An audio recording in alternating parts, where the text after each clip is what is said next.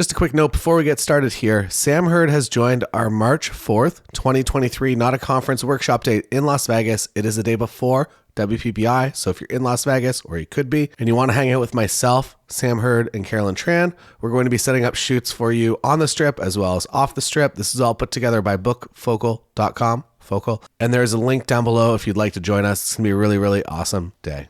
Here we are, Imaging USA with Sam Hurd. Hey. And we're in an atrium. If you're watching this on video, Biodome. We're in Biodome. Actual Pauly Shore is down here. I want to give people some actionable tips if you're maybe wedding number 1, wedding number 2, wedding number 3 into the industry, or if you've decided that you want to go down this wedding photography pathway and you don't really know what the next step is. So can I do a shameless plug? Yeah. Real fast? So I'm in the process of probably starting a new podcast with somebody who works for an app that I really love called Glass.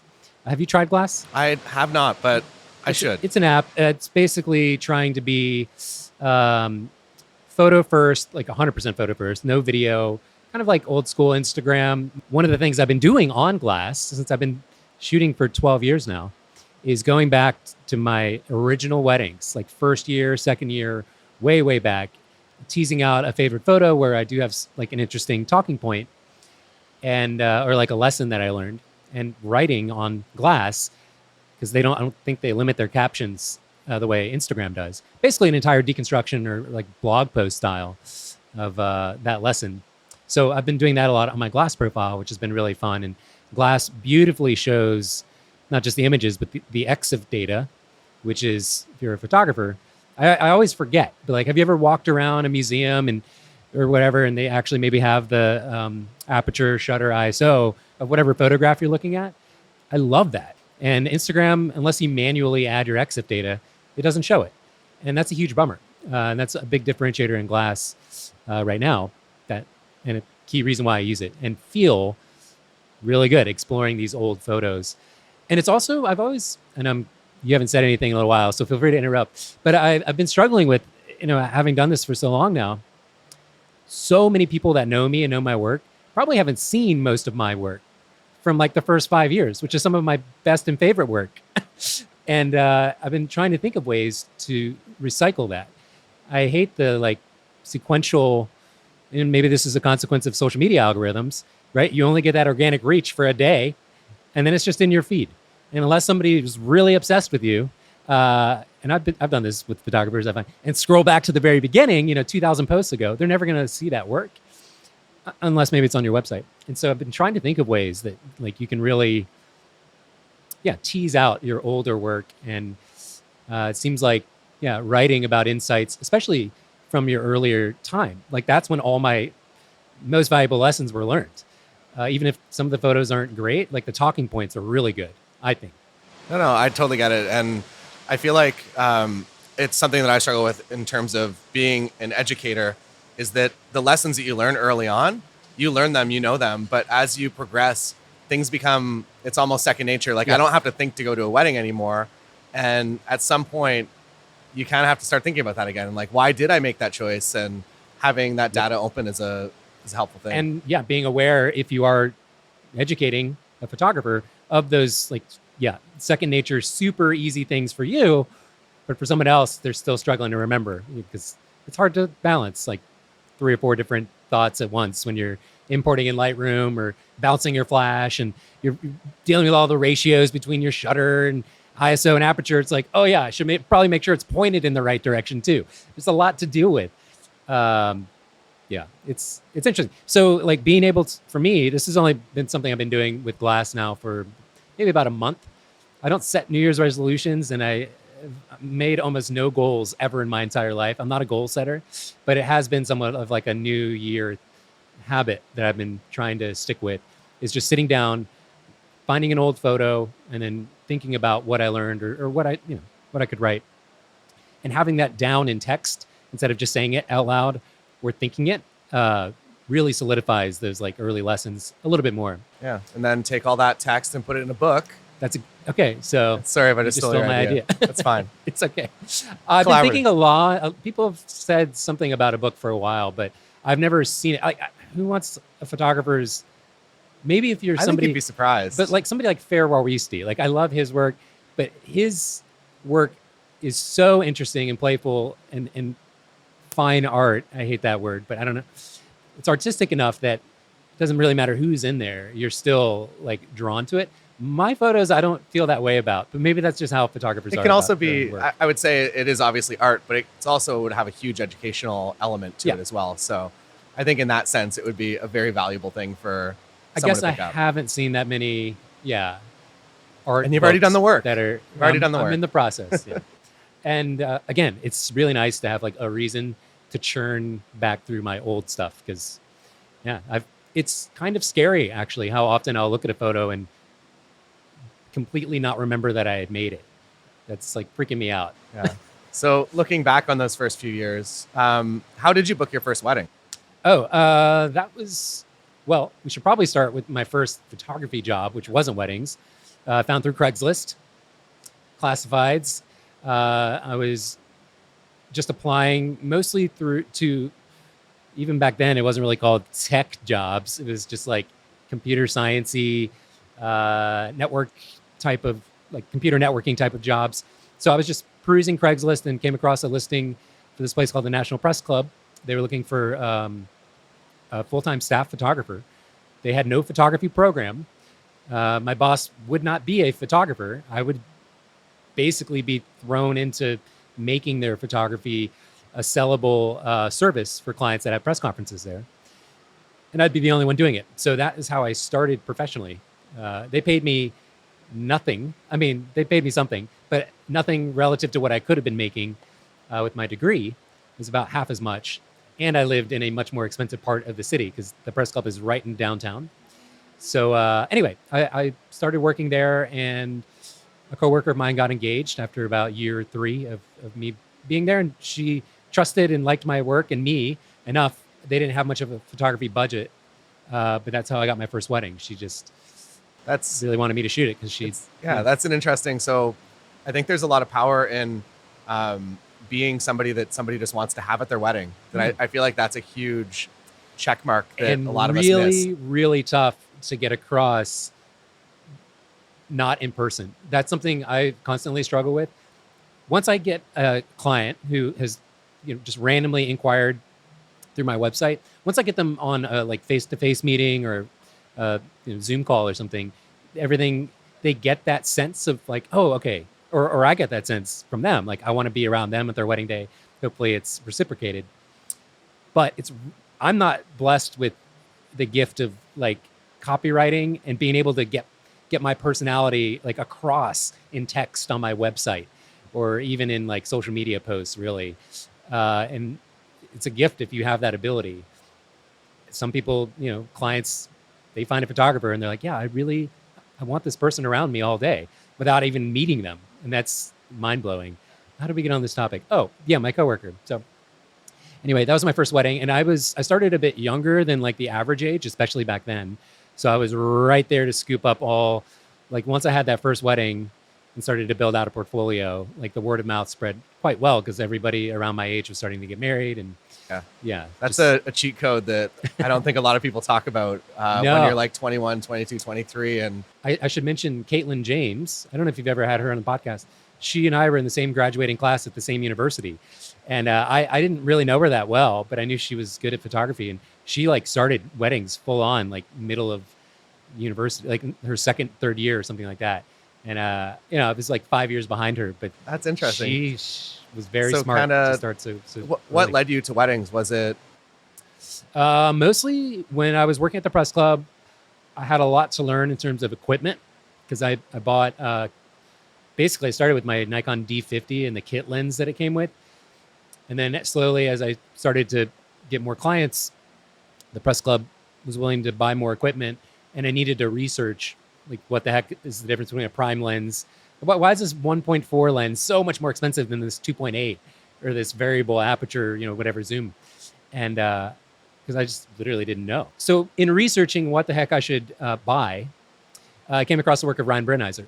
So that is what drew me to not just my client asking me, but like seeing his work and realizing wedding photography, because I'd only ever been to one wedding in my life. before the first one that I photographed. And I didn't really know what the expectations were. What kind of stuff do I document? So finding his work through his lens reviews, because he shot Nikon and so did I, just hooked me big time, way early on. That was one of my earliest workshops as well, was attending his. And also really made some powerful lifelong friendships from that workshop, which is one reason, people go to my workshops or any other photographers and want to like absorb knowledge like a sponge. But one of the things that I think hopefully most people realize after the fact is like, oh, now I've got like these 3 friends where we have something in common, just following my work, right? It doesn't have to be me that they have in common, but it's like the catalyst for these friendships to form. And anyway, that's what happened to me with Ryan Brennheiser's workshop. And one of the reasons I wanted to start teaching was to enable that for other people. So that's what drew me to weddings. I don't shoot like Ryan at all. And a lot of like what he taught even at the workshop was good knowledge, but I didn't really apply. But that didn't make it like not incredibly valuable. Sometimes like learning something just to know that you don't want to do it that way can be just as valuable as learning something that you're like, oh yeah, this is what I should have always been doing. I agree 100% with that. Yeah. And similarly, I guess I found Jerry Jonas's work really early on. Oh, okay, yeah. And he creates amazing work. I create work that is nothing like his, but I saw the things that he did that I really liked, that I could absorb, and the things that I did not want to do. Yeah. And I think that's just how you build if there is a way to build like your photography mindset. I think it's just bits and pieces from everyone. But I think it's more the figuring out the things you don't want to do. And I think people don't ever think of it from that backwards perspective. A lot of people, none of my workshops, but what I've heard come away from a workshop and be like, I didn't learn anything. This was a waste of money. It's like, really? I mean, you could actually, if you really wanted to, I'm also kind of an endless optimist. Glass is always half full. You could take everything that you didn't learn or didn't like about that workshop and let it inform something somehow. I guarantee it. Oh, that makes sense. Yeah. So now you've shot one wedding. Okay. And you're looking at, how do I book more? Yeah. And what was that process like? I resisted advertising for wedding clients for the longest time. Actually, hasn't really been until more recently with COVID times that I started to put actual consistent budget towards advertising dollars. It was always been really important to me to run a super, super efficient business, like financially, gear wise. I'm the only one, Lightroom wise. Everything has to be like completely thought through and worked down to its core efficiency so that I could run, get new clients and everything with as minimal effort as possible. Then when I have the bad times, which everybody will have in terms of just bad luck, you get 700 inquiries one year, but it's all for June 5th. Like, what do you do? Like that might happen, right? Everybody's going to have down years. So if you're running an ultra efficient business, there's now a lot of headroom for me to expand into doing ads or doing reviews. And I'll think back to the early days for you in a second, but something more recently that actually doesn't cost any money that has been working extremely well is leveraging Google reviews. Did you see are you still on my Patreon? Did you see this? My post? wife, Lindsay, she's on your original tier. She's like, I can never get rid of this because it's like, I don't even know what it is, but that's funny. It's I don't know what it is, but I don't know if she told you about it or not, but it has worked really well. And it's the idea. I've always hated personally being like a business on the internet where anybody can leave a review. I have one star review from some rando person who just called a bunch of photographers, and if they didn't answer, they left a 1-star review. I'm like, Google, get rid of this. This is awful. Like, I hate this. Anyway, I hate that. But what I thought about was flipping that relationship to my benefit and leave reviews for venues that I've shot at.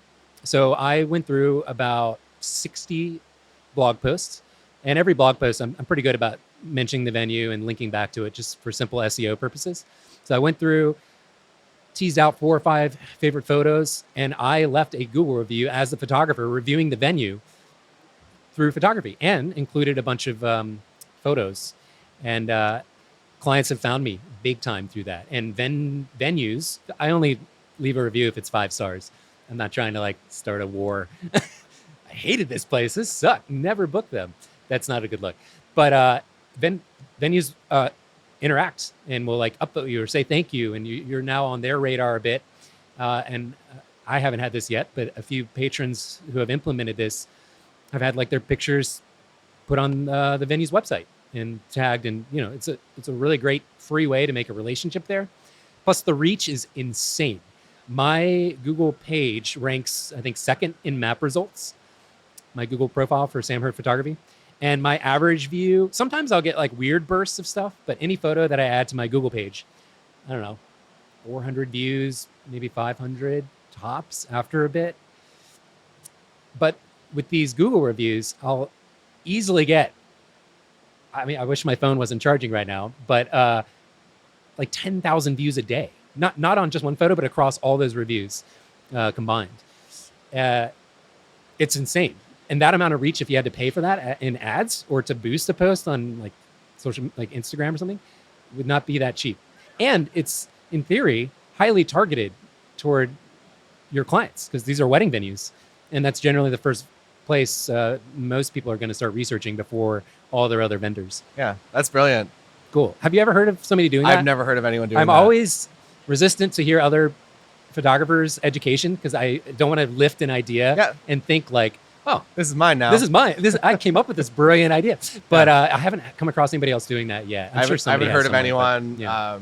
It's brilliant though. Yes. But one thing I think I might backtrack a little. I got a little lazy toward the last like 15 or so reviews, and employed ChatGPT to do some of the review writing for me.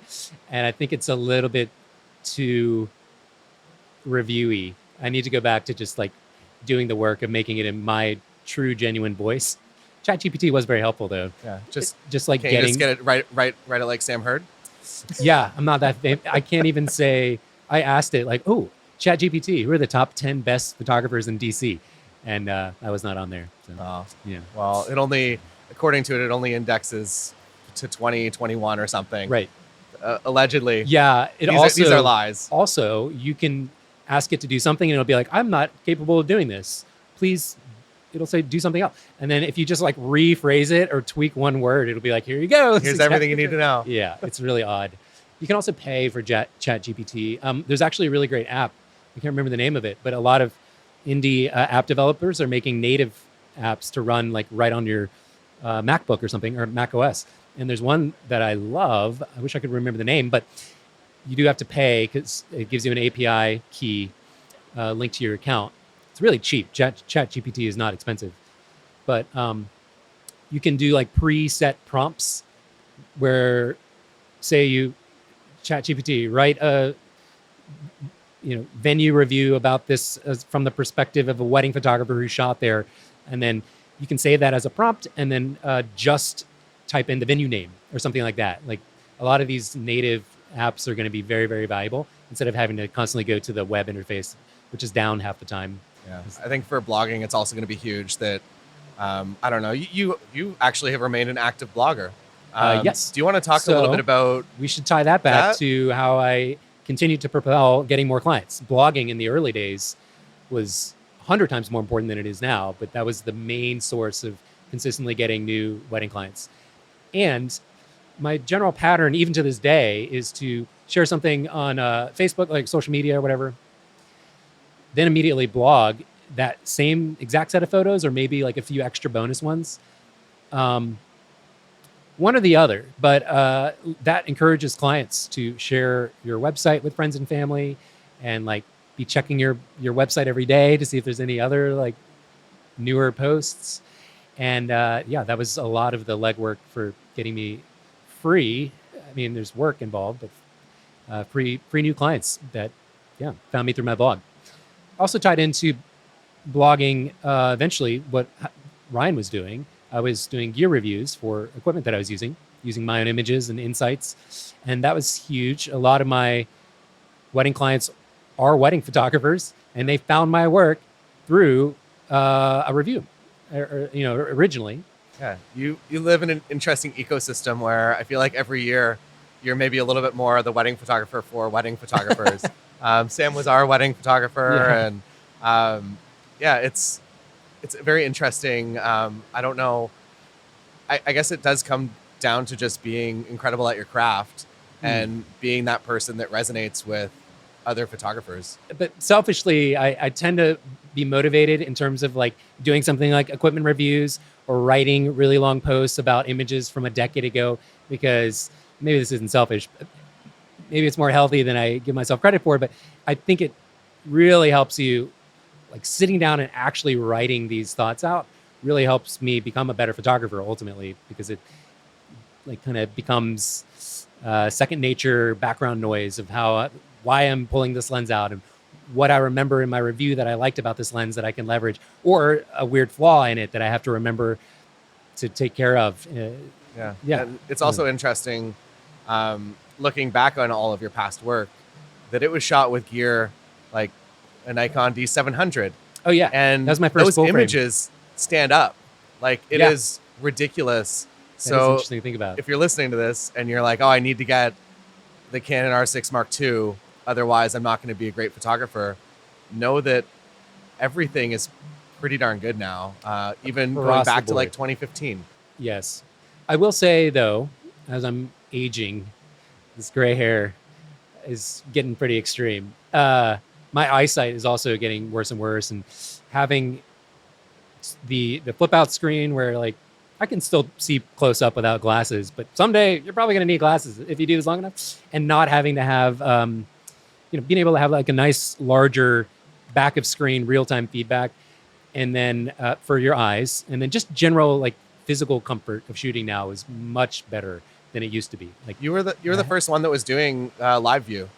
yeah, I think I was Nikon pretty camera. early on that. Yeah, the And- D4 was the first one where it was just responsive enough to be able. You still had the manual focus, but like I made that part of my my process. Like the deliberate slowness of manually focusing, kind of informed a lot about how I set couples up and how I approach scenes, and be a little more thoughtful. Same reason a lot of people would probably shoot something like film or Leica cameras in general, is that more deliberate approach. A kind of the benefit of seeing a real-time exposure and flare and reflection effects in live view was enough for me to like struggle with the manual focus and the slightly choppy responsiveness, but it worked. Yeah. So once mirrorless came around, I was ready to fly. There was no adjustment period at all for me. What's your percentage mix viewfinder through the EVF versus the screen? Almost all screen. Okay, I'm the And it's same. I'm so much- 100%. yeah. Like I've disabled my EVF. Nice. So even if I go anywhere near it, it doesn't activate. I have to Oh, okay. go in. I still keep it only because if I'm sometimes shooting in outdoor sunlight, I will put it up to my eye so I can really not have the glare. But I assume Sony cameras do this. They don't do in-camera cropping, as we all know. But It's a reference do to they- another video. yes, I can't wait for the comments on this. But does it boost the screen temporarily if you want? Yes. The So display? there's a sunny mode setting. Okay, perfect. Yeah. And yes, the screen is, I would consider it to be trash in bright sun on the normal mode. yeah, okay. And then when you go into bright and sunny, it's fine. It's one of my favorite settings, and it's a way of thinking about the equipment that I wish they could. Whoever is like thinking in that way at these companies needs to get their thumbprint and mindset on so many other things, because shooting in mirrorless from waist height and all these other physical differences versus the old DSLR approach really change things in ways that, I don't know, could make things a lot more fun and interesting. One example, right? So I'm shooting live view, my screen's flipped out, I'm photographing you a lot of times, especially if I'm doing portraits and headshots. I'll flip my screen around so people can see themselves. And first of all, they immediately start like, oh yeah, I want to fix this, whatever. It's almost like a mirror. Second of all, they're way less photo conscious because they don't think I'm about to take an image. If a camera manufacturer could make, even if it's a crappy low-res trash double-sided screen, so that I could be taking images while people are looking at themselves, close enough to their eye line in the lens to be looking at that, would be totally game-changing for portrait photographers, studio people. Even just running EVF and screen at the same time, if you could just like That too, not to be able to just look have it override. 100%. Yeah, I don't know why nobody's done that yet. But Battery life, you got 300 shots, but yeah, it'll maybe. be a great 300 shots. Yeah, maybe. Yeah. So hopefully, Sony seems to be leading the charge on, I would say, the most rapid innovation, maybe. and not in the lens way, but like, just iterating on their camera models. I mean, nobody can even keep up with where they're at anymore. I can't. Um, yeah, hopefully we start to see some real interesting, playful things. I would love to see a camera manufacturer make something just totally weird, like a camera where the buttons are on the bottom or something. Like, why not? Anyway. All right. Well, we'll put you in touch with the Sony research and tech team. Okay, great. And Maybe they're probably here, honestly, somewhere. Oh, yeah, okay. So let's get back to a couple wedding photography marketing things, and then we'll wrap it up. Cool. What were the things that you've done, with the exception of kind of what you spoke about earlier? What are some other things you're doing for marketing, or things that you would be doing for marketing? I know that once you're kind of sustained as a wedding photographer, it becomes easier to get referrals and whatnot. I don't know that that's necessarily true. I wish I could force for example, my Instagram following. Right when I hit the 100,000 mark, I realized I don't like this. So there was actually a venue called Ridge Farm Studios, which is also a wedding venue, but I was there for a workshop years ago. And it's an amazing place. It's an old farmhouse. It used to be a recording studio. Queen wrote and recorded tons of stuff there, like old analog studio. And I was talking to the owner. I was like, so how do you guys market? Like, is it easy because you're like this legendary recording studio to get wedding clients? He's like, no, we purposely try and fly under the radar. He's like, the magical space to be is right where you're a pro and you can handle any client that comes your way, and you've got the experience to back that up. But when people find you, they feel like they found something special and like not secretive or hidden, but like oh my god, nobody else is like using this person. We love their work. I've always wanted to like have some perpetual. First of all, I want to always be able to say, oh, I've been doing this about 8 years, even like 30 years from now, because that's like the magical mark in my brain where things were like really, the momentum was gradually comfortable and perfect as far as inquiries and everything. And then I want like, I don't know, 60,000 followers. And then just, it kind of fluctuates plus or minus 1,000 forever. So, because once you reach that 100,000 threshold, people do start to perceive you as like, well, I'm not going to send Sam that referral. I'm sure he's already booked. Or I'm sure he's way too expensive. Like, I would love to work with him. I'm not that expensive, especially in my market. I'm like middle high, mostly because I want wealthy clients or people whose like parents are paying, and I want people who are normal, like teachers or whatever, where like I'm by far the most expensive vendor at their wedding. Like I want right in that middle ground. So I'm trying to think of like active ways to, I wish you could tell Instagram, like purge, I don't know, every follower that hasn't looked at my stuff in a year. Plus, I think that would also be like healthy to do. I don't want that person following me if they're not able or interested in seeing my stuff for a year or more. Anyway, big thing though is figuring out little weird tricks as platforms that you use grow and expand. SEO changes. You need to adapt and change. Algorithms change. So I'll post generally a single image now, and it gets abysmal, awful reach. But every time I post a 10-image carousel, it does totally great. I never need to like boost it. The engagement's excellent. And that's because if you have a secondary account and you look at your own carousel post from like your main account, you'll notice the first time the feed comes, it'll show you the first image. And then if you relog into that account, it'll start from the second or third image. So that same post is giving you a lot more. Yeah, exactly. It's like A/B testing for exactly that, which is weird. That didn't used to be a thing. And, posting consistently, consistent time of days, consistent types of captioning, all that. When you find what works really well for you, I say stick with that, because when an algorithm change occurs, you're going to be aware of it. You're not just going to be left to wonder, is my work getting worse?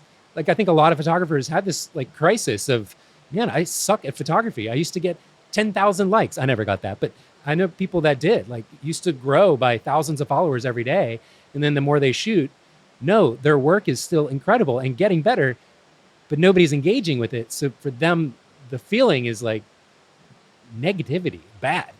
And that sucks. And I wish social media companies at least had some transparency about what tweaks they were doing so that you could know, oh, okay, they're going to really penalize me for not having a carousel post. That's why it's not doing well. I still love this photo by itself, whatever. It's a hard mental game. Yeah. I think everyone struggles with it. And it's silly. It's unnecessary.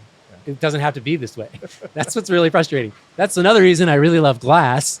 They don't pay me anything, by the way, nothing. And they do cost money. But anyway, it's been a weird experience. There is no feed. So it's all organic reach. And when I post something on there, it may not get a like for like an hour. And it's so odd. I keep notifications on Glass. It's one of the few apps. I'm very selfish with notifications. Very, very locked down phone. Nothing from Instagram, nothing. But Glass, I keep on. And it's funny to see these waves of engagement as just randomness collects people on the app at the same time. Where I was like, oh, 5 people liked my post in the last 5 minutes. Nobody did 5 hours before that. That's so weird. And it's fun. It's different than the whole, you got 24 hours or this thing is probably going to be archived because it looks bad when a photo has 200 likes versus 2,000 on your Instagram feed. That whole game is just a joke. And I hate that you have to even think about it. Glass, it's not like that at all. So the other thing, shameless plug for Glass. They are taking the old school kind of Flickr model, which I'm very excited about, of being able to do things like searching the entire platform by lens or camera brand. Oh, that's cool. Yeah. So that's going to create an incredible database. Oh my God. And it was insanely hard work for them because apparently camera manufacturers are very inconsistent, even within their own lineup of where and how they store EXIF data. So they had to, for everything on there, go through and manually, program how to rip that data out and present it so it was searchable throughout the entire system. And I had forgotten how useful that is. If you can't find a gear reviewer you like or trust, and now I don't trust anybody who writes reviews because everyone's biased. Yeah, everyone's biased, or they got the thing for free. They don't want to piss off the company. They're never going to piss off the company. Yes, but being able to just say, you know what, I'm really interested in that Nikon. What's the newest Nikon? I don't even know. I don't know anymore. Z2s. They announced a new 85 1.2. Oh, yeah. So I want to see a bunch of different photographers from a bunch of different skill levels that photograph a ton of different genres. That's way more Show valuable. me everything that lens has super valuable. Yeah, because when you're watching a review on YouTube, it's all that one photographer. It's all similar preset. It's all their eye, and now all of a sudden you can just have thousands of images. Yep. And Glass is made by photographers. Like, this is clearly, I don't think Zuckerberg is much of a photographer himself. I could be wrong. Maybe he's Tom like MySpace Tom. Yes, that man is my hero. I don't know. Oh. All right, I think we're gonna wrap it up. Okay, cool. Thanks so much for being here. Where can people find you on the internet? Instagram is I am the Sam. It's also my Glass profile, and it's just samhurdphotography.com, or perhaps a Google review near you. Thanks. That was the best tip. If you didn't catch that tip, rewind. I'll mark it because that's gonna transform a lot of people's businesses. Awesome. And it's free, and it literally works. Yeah, it's amazing. And if you become a Google guide, I don't know if you've received your free socks yet.